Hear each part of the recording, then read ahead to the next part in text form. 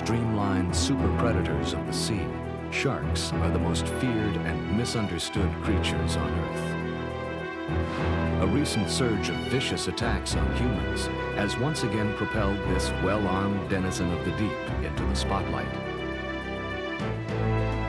While scientists battle to learn more about the controversial shark, vengeful hunters may well be pushing them to the brink of extinction.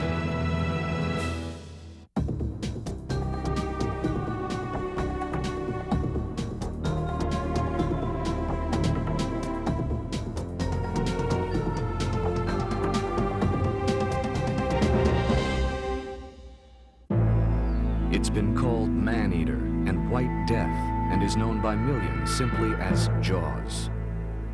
It has no oceanic rivals as a predator, and at lengths of 20 or more feet and weights that can top 2 tons, it is the third largest fish in the ocean. Despite all of its notoriety, little is known about the behavior of the white shark or why it has attacked more than 100 humans worldwide since 1950, killing 22. More than half of all great white attacks on man have occurred here on California's central coastline. The 120-mile stretch north and south of San Francisco has even been dubbed the white shark attack capital of the world, and also the Red Triangle. As attack statistics continue to rise, the questions regarding shark attack are many, and man, balancing a need for ocean-going recreation and a newfound awareness of protecting the environment and all its creatures, turns to science for answers. At the Bodega Marine Laboratory in Bodega Bay, California, scientists and experts from around the world have gathered together for the first White Shark Symposium in 10 years. Dr. Leonard Campagno, an international shark expert, has traveled from South Africa to attend the symposium. The one thing that I hope that the conference and its proceedings eliminates is this Jaws mythos of the white shark as a simple, mindless eating machine. I think we've seen a lot of examples over the past couple of days of different predatory strategies, ways of taking prey, different things that the white shark does in different areas, and detailed behavior, that they have complex behavior. Much of the white shark's reputation as a mindless eating machine stems from film footage showing white sharks, highly stimulated by bait and chum, attacking and biting cages for the cameras. Because the white will rarely approach man without the stimuli of blood and fish entrails designed to attract him, observing the white shark in a non-baited situation is very difficult.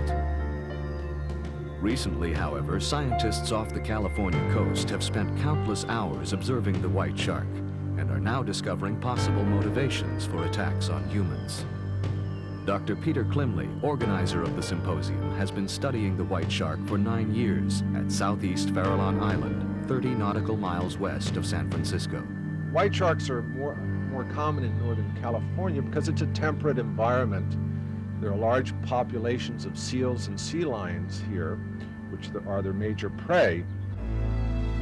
By observing the white's natural feeding behavior, Dr. Klimley is able to draw conclusions based on the way a shark stalks its normal prey, the seal. Lacking a seal's speed and agility, the great white must rely on the element of surprise. It stalks this baby seal from below and behind.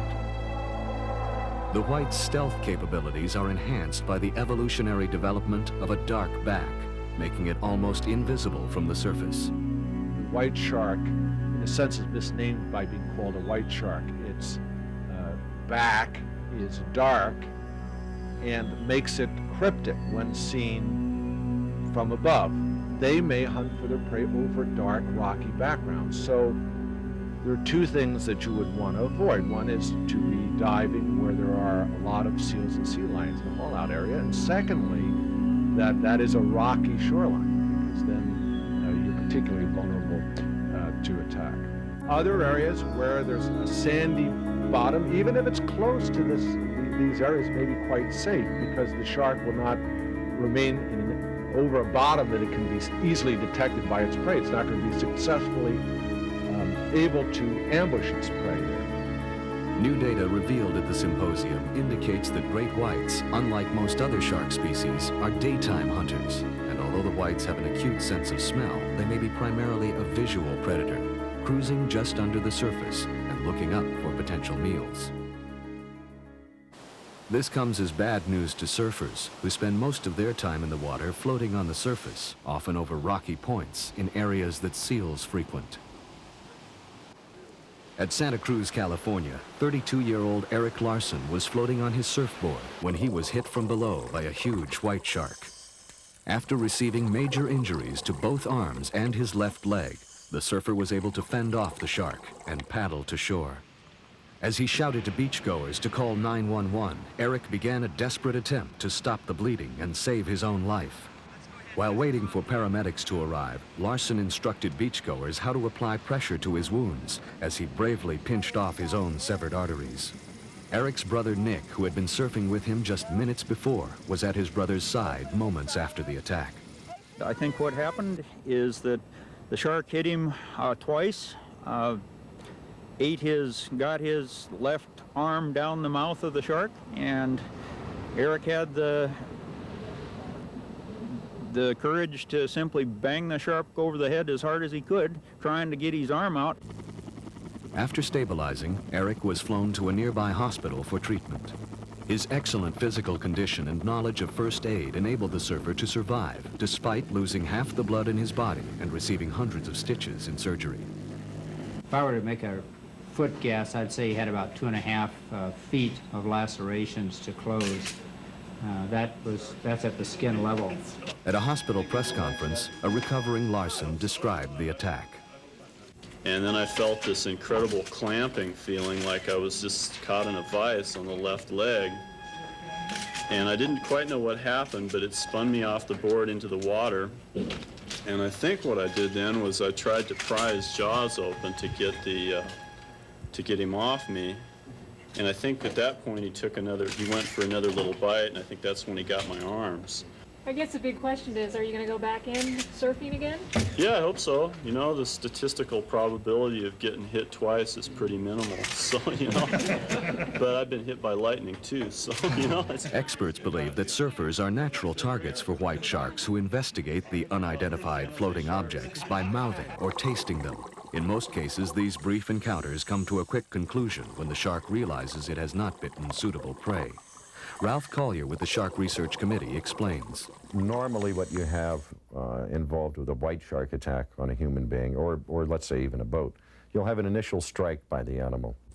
And then he usually will retreat or simply leave the area completely. But generally they will not come in on them a second time.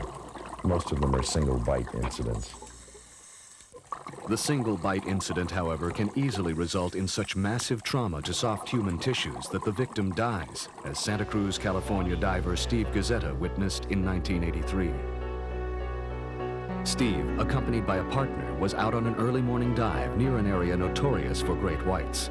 As he entered the water, he noticed two men on an adjoining reef, one diving for abalone, the other floating on a raft. While we were in the water, one of the divers was suddenly on the cliff yelling at us. And he got us out of the water, and I noticed that one of the divers was missing. And so then we went back down and followed him to where the other diver was. And he'd been hit by a shark. And then we said, what happened? And he says he was diving back and forth, just like we'd seen. And he came up from a dive, and the shark had his buddy out of the water 4 feet and shaking him like mad, and then takes him under. In this instance, the victim, Omar Conger, was not gently tasted as in many investigatory attacks, but savagely struck and killed as he floated on his air mattress.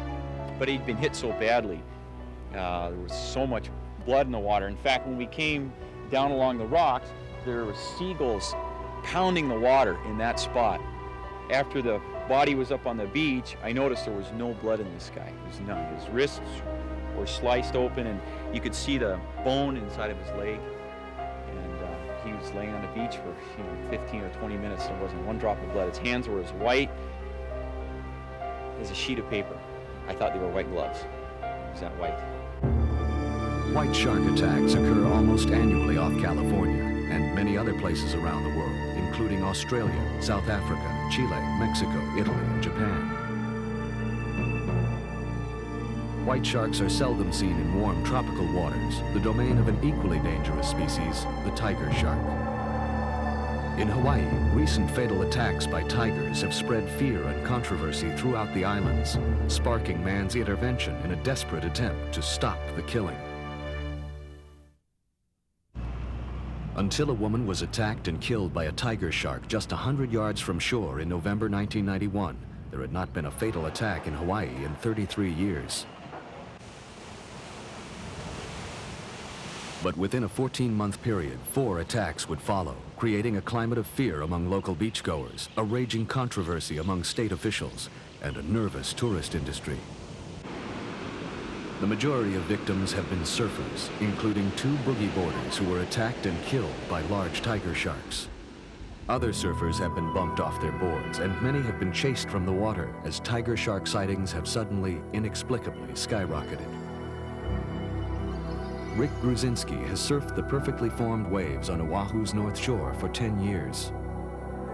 On October 22, 1992, Gruzinski paddled out alone at Lanakai and positioned himself to catch the next set of waves. Rick recalls the next few seconds as a huge dark shadow rose up from the depths, knocking him off his board. I was laying this way, and a shark came up from underneath it and flipped it this way and latched on automatically. So I was in the water like this with the shark right on here, and it was literally a tug of war until the piece broke away. Last thing I remember seeing, like I said, was the piece in the shark's mouth. As you can see here, there's some teeth marks, and the board kind of speaks for itself. In a situation like that, all I could think about was holding on to the board, and now it's like I don't ever want to let the board go. With a pizza-sized chunk of surfboard in his mouth, the shark sank out of sight, allowing a shaken but unhurt Rick to paddle to the safety of shore. His well-publicized attack was the 3rd in a year, but even more were soon to follow. In every case, including the 3 fatalities since November 1991, the offending shark was identified as the notorious tiger, a successful and wide-ranging predator, often scavenging or preying on whatever is available, including stingrays, sea turtles, and occasionally humans.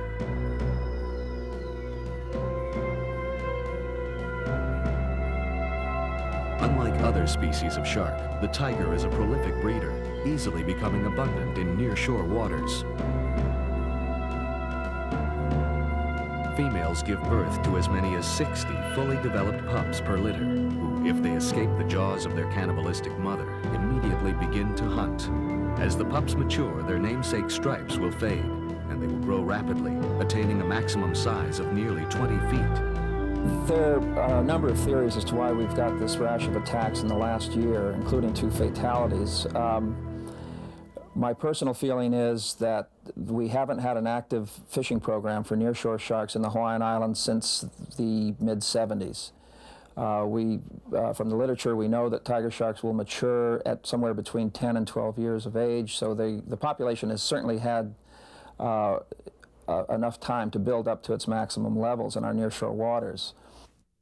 The state of Hawaii, convinced the tiger shark population had grown to unacceptable levels, established a shark task force to combat the problem. The task force immediately began fishing for tigers after the attack on Rick Gruzinski. Starting at night, 12 hooks were baited and dropped into 35 to 40 feet of water directly off the beach where the attack occurred. We're trying to basically weed out the animals that are responsible for the attacks, although we realize this is a very difficult thing to do. But because many of us feel that the tiger shark does have a home range, we feel that by immediately going out and making a set after an attack, or in an area where large tigers or 2 or 3 large tigers are seen on a consistent basis, that we can remove those animals. The hunt is a success. By morning, 3 large tigers are caught, creating a circus-like sideshow for media and locals. 15 and a half. The heads of harmless gray sharks were all that remained on several hooks, their bodies consumed by the hungry tigers. As victim Rick Grzycki looks on, task force members search for the missing and apparently eaten chunk of surfboard that will positively identify the attacking shark. Is it stomach? This looks like comes from all over. But the lost clue to the mystery is not found in the shark's stomachs, but by a local fisherman, leaving the guilt or innocence of these sharks a matter of speculation. A fisherman found the other piece later that afternoon. He found it about 6 miles away towards Cayena Point. The piece was intact, perfectly as I remember it, in the shark's mouth. Looks like it didn't chew it up or do much else with it except maybe spit it out.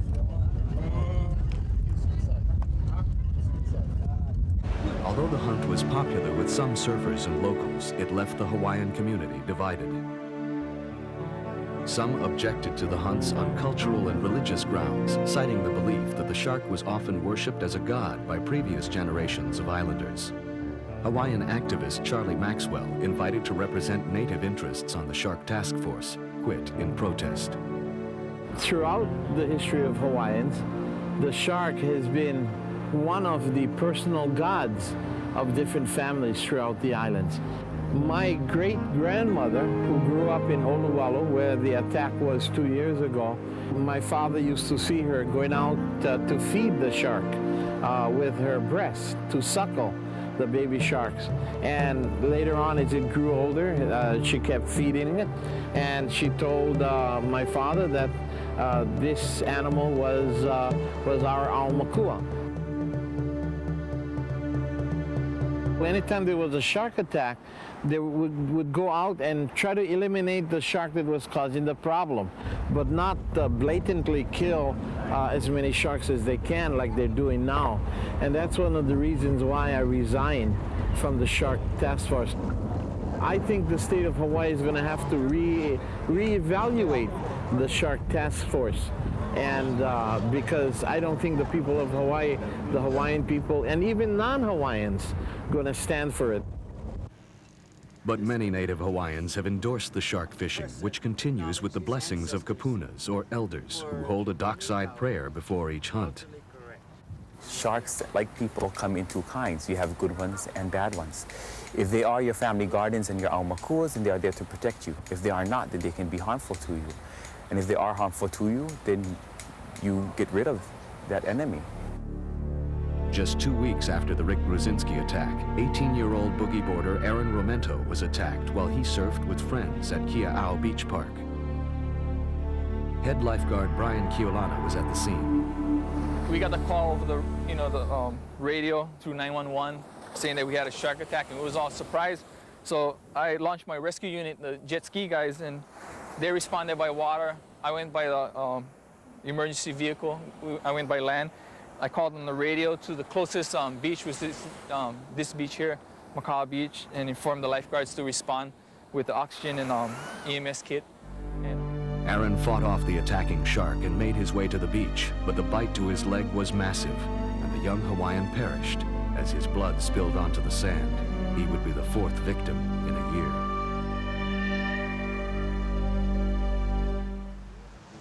Despite the ongoing controversy, the Shark Task Force, led by Department of Land and Natural Resource Director Bill Patey, went immediately back to work. There's a very strong group, as evidenced by one individual who was on our task force committee and quit, who feels very strongly that we're going too far and not controlling the shark hunting. They feel this is, quote, an aumakua, a spiritual god that should be revered, and the only time that they can justify shark hunting is when there's been an attack. And yet there are other Hawaiians who have just as much lineage, if you will, or background of culture, or understanding of the thing. They say, that's baloney. The Hawaiians never had tiger sharks as aumakua. As a matter of fact, they used to go out and hunt sharks in their day. So you get it both ways. Like the native Hawaiians, the scientific community is divided over the shark hunting. Chris Lowe, a researcher at the University of Hawaii on Coconut Island, believes the current fishing program may be leaving Hawaiians with a false sense of security. There's very little data to suggest whether shark control is an effective means of reducing the probability of shark attack. Chris is part of a team of scientists and researchers embarking on a study which may eventually provide an answer to Hawaii's ongoing shark attack problems. Using a state-of-the-art sonic tracking device, they hope to monitor tiger shark movements around the islands. The first step will be tagging the sharks with a tiny transmitter. In looking at shark attacks on humans in Hawaii, we just don't know enough about the biology or the behavior of the animals. So by using this sort of technology, we can monitor the animals over short and medium-term time periods and look at their distribution along the Hawaiian Islands and along the coastlines. The results of the study could enable scientists to actually predict where an aggressive shark might strike next and provide clear-cut support to the theory that tigers prefer a home range, staking out a particular beach where prey is plentiful. In the meantime, the Shark Task Force can only guess where a tiger shark might strike next, and if their fishing program will actually prevent attacks. Good evening. A surfboard and a big bite, and a Kaneohe man who is breathing easier at this hour. Coming up, we'll tell you about Oahu's latest shark attack. As it is a case continued of shark déjà attacks vu. became Hawaii's top story just before Christmas 1992, shockwaves reverberated throughout the surfing community. Well, it definitely makes you look around a lot more, and you don't really feel that comfortable out surfing, especially in this area, because there's been one guy died over here, or they never found him, and then Rick got bit here, and then over there at Chun's we had that guy get his board eaten. So yeah, it's pretty heavy out there sometimes. The fallout from the fifth and latest attack has inspired some Hawaiians to take matters into their own hands. Perry Dane, a North Shore resident and former world-class professional surfer, has embarked on his own eradication program. There's no one particular group that will go out and kill sharks. Fishermen let sharks go. When they catch them, as soon as they see it, they cut the lines. Nobody kills sharks. And they need to be reduced, especially tigers. That's right. Bring it up. Wait, hold on. Let me get the nose over. Dolphins, they eat turtles, and those are all things that I like. Those are protected by federal law, and nobody does anything about the tigers. So nobody's going to do it. I'm going to do it. Setting baited hooks night after night, Dane's persistence pays off. 1 week after the latest attack, he pulls in 2 huge tigers, the larger one measuring 15 feet in length, with a set of jaws that Dane now displays with pride. It took a while just to bring this guy in. My boat's only 20 foot, and the shark was almost as big as my boat, so you can imagine 2 of them trying to bring them back. Sharks, in general, don't bother me. I swim with sharks all the time. Grays, whites, Galapagos, hammerheads. It's the tigers, those are the ones. To have people come up to me and say, save the shark, it's kind of ridiculous, in my opinion, especially tigers. Anybody who says that is not playing with a full deck. Perhaps as much as the hurricanes and volcanic eruptions that rock the islands, the recent shark attacks have once again reminded Hawaiians of the respect deserved by nature. And the ocean, although a provider of food and a playground for humans, is still the domain of the shark.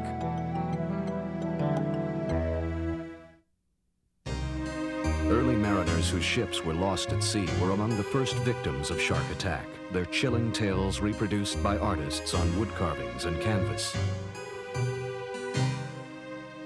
In the summer of 1916, the most celebrated shark attacks in U.S. history took place along the New Jersey coast. Thousands of bathers who flocked to seaside resorts were chased from the water by marauding sharks that attacked 5 people, killing 4 during one 12-day period. Shark attack was also a problem in World War II. Without an effective shark repellent, downed airmen and shipwrecked sailors became victims by the hundred.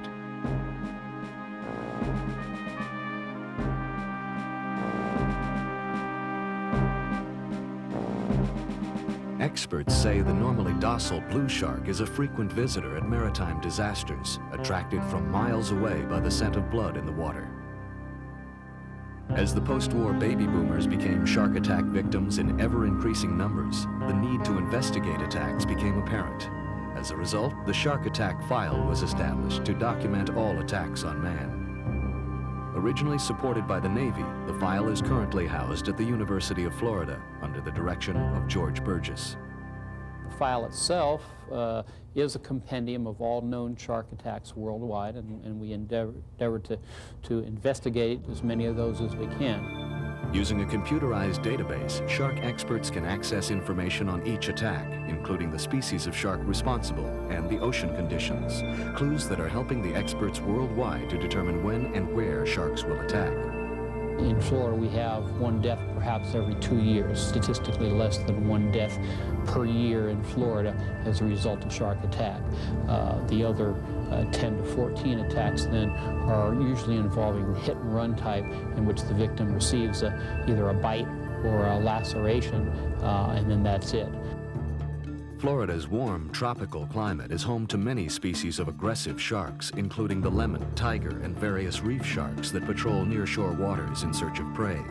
Usually they will avoid man, but they have been known to attack. 38-year-old Miami lawyer Bruce Cease was airlifted to a Florida hospital after being attacked by a 4-foot shark. Cease was spearfishing with a group of friends when the shark he had been observing suddenly became aggressive. It was very quick. If you can imagine, he was about 3 feet away, and he turns quickly, and I just put my hands up, and he ended up getting my my forearm and thrashed for, I guess, 5 to 10 seconds before he let it go. Surfers in Florida face the greatest risk of shark attack. Despite warnings from water safety officials, surfers often invite an encounter by boldly remaining in the water, even when sharks have been sighted.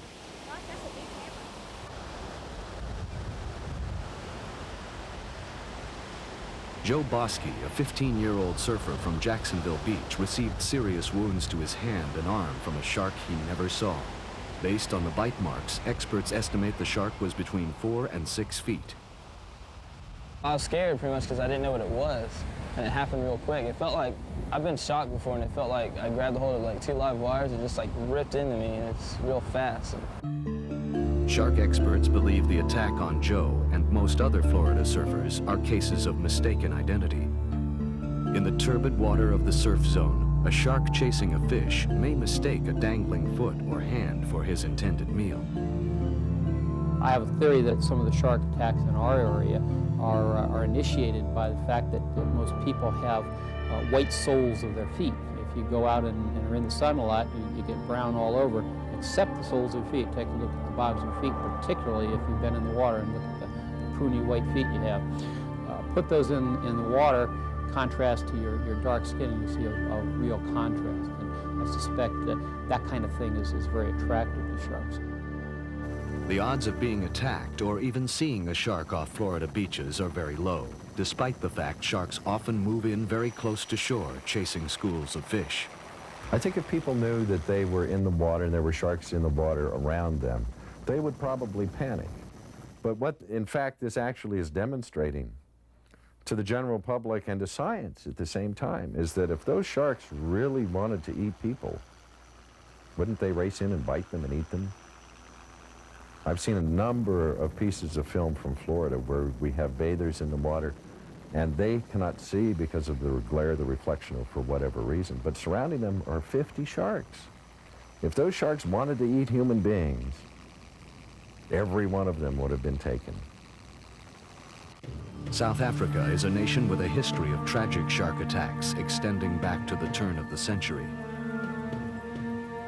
Many of the attacks have occurred along the popular resorts of Natal, fronting the Indian Ocean on the east coast of Africa. White, tiger, and bull sharks frequent these waters and have been primarily responsible for the more than 140 attacks on South African bathers since the 1940s. Because of the frequency of attack here, the Surf Life-Saving Association of South Africa features a shark attack drill as one of their requirements for a Surf Proficiency Award. Lifeguards must learn how to apply tourniquets and elevate limbs to prevent victims from bleeding to death, and how to stabilize the victim to avoid shock. 1 and 2 and 3 In an effort to combat the shark attack problems that had plagued them for decades, South Africans created the Natal Anti-Sharks Board. The Sharks Board was actually constituted in 1964. And in fact, this was as a direct result of the spate of shark attacks that occurred off the Natal coastline in the late 50s and early 60s. It was as a result of the effects that the shark attacks had on the local tourist industry that the public went to the province of Natal and asked them to create an organization to combat the threat as was perceived to be in those days. The scientists and researchers on the board investigate all attacks in South African waters. By examining tooth fragments and the bite radius on surfboards involved with shark attacks, they are able to determine the size and species of the shark responsible. Most of our research is aimed at trying to understand the biology of the shark species that we are dealing with, how they tick. And given that background, possibly we'll be able to improve our understanding of why sharks from time to time should bite people. The board's primary function, however, is keeping bather and shark from meeting, and it does so by laying and maintaining an elaborate netting system along South African beaches. Currently, 420 nets guard the Natal coast, and since their introduction, shark attack numbers have dropped dramatically. But due to large surf and other ocean conditions, not all beaches can be netted, and many attacks still occur on these unprotected beaches. Longtime local surfer Baron Sander remembers a time of danger before the nets when bathers and pioneering surfers entered the water at their own risk. The last known shark attack in Durban was a friend of mine, Clive Demain, in 1949. Body surfing at South Beach with 4 other guys. Small surf, nothing wild, and he was right in the middle of the other guys, and he was taken by a great white. And it took him twice. First time he came up, he just shouted, "Shark, shark." One of my friends looked around and there it came. It went straight past him, dorsal about 3 feet high, took Clive, that was the end of him. All they found of him was 1.5 inches of liver or lung, I can't remember. And he was never seen again. And under the description of what these guys gave, they estimated the shark was 12 to 15 feet and weighed a minimum of 1,500 pounds. The nets, rather than acting as a barrier between bather and shark, actually functioned like giant gill nets, catching and killing sharks by the hundred. I personally think nets work because in the first place, the attacks haven't been plentiful, the shark population has decreased, and they stay away. The nets are deadly to sharks who must swim constantly in order to breathe. When caught in the nets, they slowly suffocate. The few sharks that are caught alive in the nets are tagged and released. Dead specimens are brought back to the Shark Board's lab for research and study. The nets on average kill 45 tiger, 41 great white, and 61 bull sharks per year. But in addition to these dangerous species, many harmless animals also fall victim. Dolphins, sea turtles, and even whales have died in the nets, prompting outrage from environmentalists.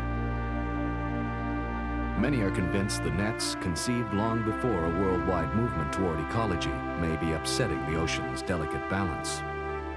International shark expert Dr. Len Campagno vehemently opposes the nets. As for the nets themselves, I think they're the result of a climate of fear of a different era. You have to read the newspapers of 2 decades ago to appreciate the kinds of fear that were being generated by a shark attack reverberating in the media. You sort of get the impression that of a total war atmosphere, that the people are girding themselves for an onslaught by killer sharks, almost as if the sharks were gangs of Hell's Angels and they'd ride on the beaches with their motorcycles, grabbing people and dragging them into the water.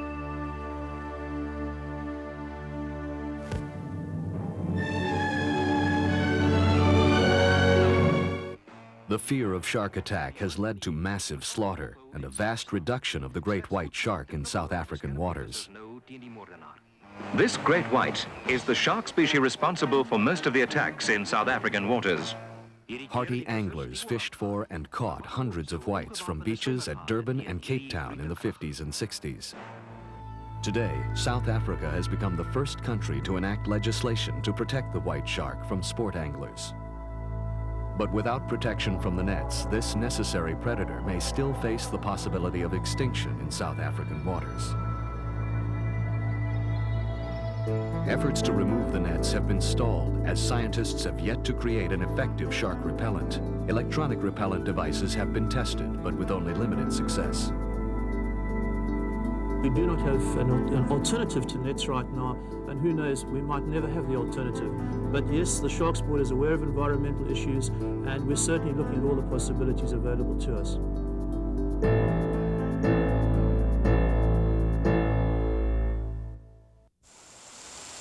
Of the 368 species of shark, only 4 are considered dangerous to man, and the vast majority, like this tiny swell shark, are completely harmless. Still, the words shark and shark attack inspire fear and loathing in the general public, an attitude Mark Marks is determined to change.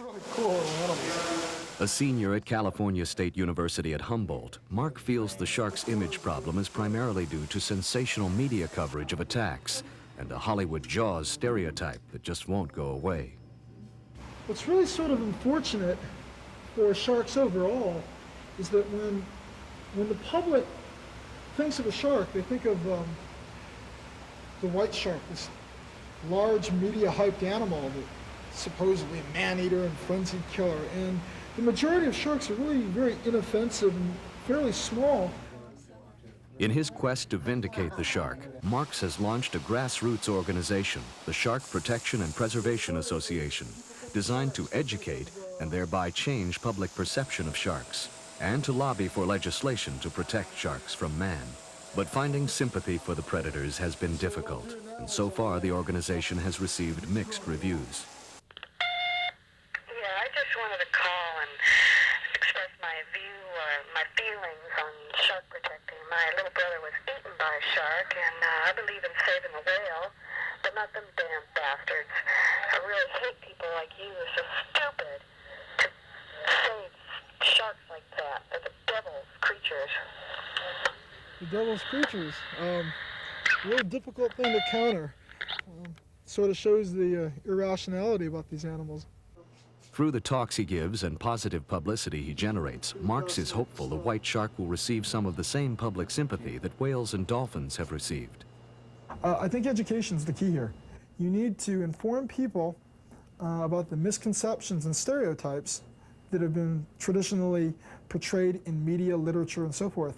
These kinds of images, these Jaws monster-like images, perpetrate this post-Jaws notoriety that has done so much harm over the years to these animals as a species. It's encouraged the killing of them, which is a very foolish act because it has detrimental effects to the marine ecosystem. No one knows more about the killing of the great white than Australia's Vic Hislop. Scoffing at the concerns of conservationists, Hislop enjoys a profitable career as a great white hunter. By his own admission, has killed hundreds of whites in his effort to balance the seas. We're thinning out everything except the large dangerous sharks because none of the fishing that's done by man catches the large sharks. Now already we've noticed that all over the world there's been shark attacks in the last few years where they've never had attacks before. We're going to see an alarming increase in this because of the heavy fishing. The big sharks are coming closer and closer to shore, and we're thinning out their fish, and we're going to be puttering around in the water, and it's going to get a lot worse. Profiting on the fear and hysteria generated by shark attack, Vic operates his own roadside shark show in North Queensland, Australia. While scientists and experts struggle to save the white shark, Vic carries out his one-man assault on the huge predator, hunting it without restriction in his home waters. Dr. Leonard Campagno spearheaded the drive to protect the white shark in South Africa. The white shark is a difficult animal because of its vulnerability. It lives in all the wrong places, that is, closely adjacent to large, rather highly developed populations of human beings. It's easily accessible via modern technology and the like. It's not that difficult to kill off white sharks, despite all the machismo hero business that's made about it. It isn't a big thing to go out with barrels and chains and the like and catch these large sharks. But the controversial Hislop considers his unique work very necessary. It's a big thing to go out catching huge great white sharks and huge tiger sharks, and very few people in the world will ever do it or even consider it. There's a movement now to protect great white sharks. You know, it's utterly ridiculous to protect the end of the food chain and wipe out all his food, which is what we're doing. You just can't do that. It's common sense, you know. Mark Marks disagrees, but even with a new global shift towards conservation, enacting laws to protect the white is very difficult. The problem is proving the white shark is threatened, something shark experts have been unable to do. Since the shark is seldom seen and little is known about its reproductive habits, estimating numbers of whites in existence may never be possible. Frequently people say, you know, these white sharks are on the increase. Well, in fact, I don't believe that to be true. I think what you have is that more people are utilizing the area, and thus now they're being sighted. My personal feeling is that the white shark is in a very precarious position. I have no problem saying that I believe it's a threatened animal. And contrary to what most people believe, it's not directly related to commercial fishery, but to a small, highly efficient group of sport anglers that have the money and the capabilities of pulling off these animals. In my opinion, they really are criminals because they're doing an injustice to everyone by injuring the sea's livelihood. Trinidad Bay is a rocky inlet on the Northern California coast near the Oregon border. Its temperate waters, large seal population, and mostly rocky shoreline make it an ideal habitat for white sharks, who occasionally interact with local surfers and kayakers. Despite 2 attacks here in 1991, Mark Marks has worked to downplay the incidents. The first attack took place roughly 6 feet off of these rocks, and it entailed a surfer being bumped off his board, and bump is a key word here. This wasn't some kind of a frenzied attack or anything. This was a shark investigating. Almost gently, the white shark tasted Rodney Swan, leaving minor puncture wounds to his leg and barely more than scratches on his board. The shark then disappeared. From the radius of the bite mark on the surfboard and Rodney's description, Marks estimates the shark to be well over 15 feet in length. Considering the shark's size, it could have easily made a meal of Swan, but instead only tasted him, and finding the combination of fiberglass surfboard and neoprene wetsuit unpalatable, spit him out. The popular explanation of this type of incident has been the shark mistook the surfer for its normal prey, the seal, a theory currently under scrutiny. There have been cases and attacks of mistaken identity, but that's quite different from investigatory behavior, which seems to constitute the majority of human encounters, especially when we're talking about surfers. Obviously, if a white shark believed that a surfer were its prey source, it wouldn't come in and just go lethargically and take a bite, because its animal would escape. It would come in very hard and immobilize its prey and feed. This type of behavior leads scientists to believe that the white shark is perhaps capable of making cognitive decisions as it searches out its prey.